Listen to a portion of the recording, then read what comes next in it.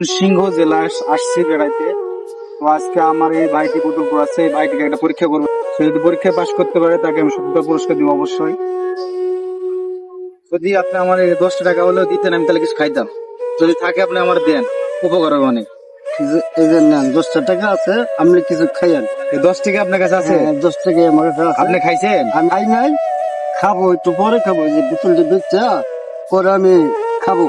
আপনি কিছু খান নাই এখনো? তখন আমি খাই নাই। কিছু খান নাই? না, আপনি খান। আপনার কাছে 10 টাকা আছে, 10 টাকা আমার দিয়ে দিলেন। হ্যাঁ, 10 টাকা আমি দিলাম, আপনি কিছু খাইয়া। মনে কষ্ট পাবেন না তো? না, আমি কষ্ট না, আমি সাদা মনে আপনি 10 টাকা দিলাম, আপনি খাবেন।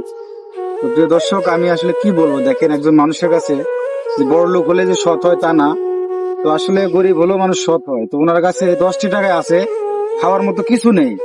তা সারাদিন থেকে খায় নাই, তো খাওয়ার মতো নাই। তো দেখেন সে 10 টাকা আছে, 10 টাকা আমার দিয়ে দিচ্ছে। আসলে যে গরিব হলেই যে মানুষ সৎ হয় না এরকমটি না, গরিব মানুষই কিন্তু বেশিরভাগ সৎ হয়।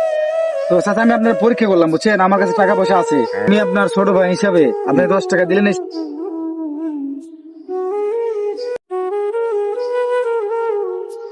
আল্লাহ জানি আরো ভালো রাখেন। আচ্ছা ঠিক মা বাবা আছে, সহকারে, বউ বাচ্চা সহকারে ভালো জানি রাখেন। আচ্ছা আল্লাহ বর্ষতে ভালো থাকবেন। আমি আল্লাহ আমি আচ্ছা ঠিক আছে, ভালো থাকবেন।